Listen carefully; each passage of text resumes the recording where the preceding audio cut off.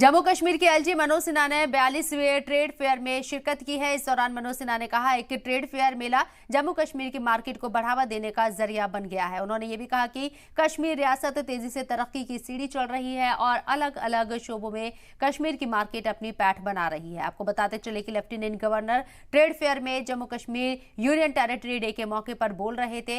उस दौरान उन्होंने ये तमाम बातें कही।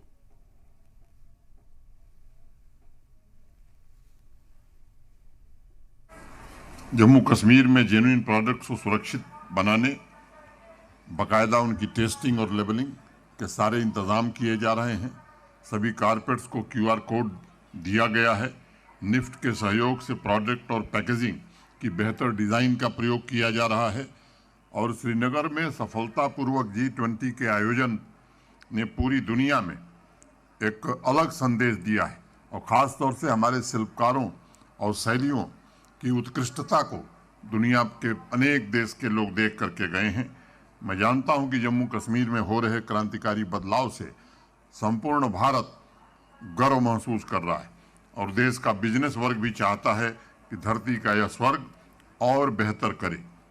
मैं चाहता हूं कि जम्मू कश्मीर की उम्मीदों को रफ्तार देने में आप भी अपना हिस्सा बटाइए, आप भी भागीदार बनिए।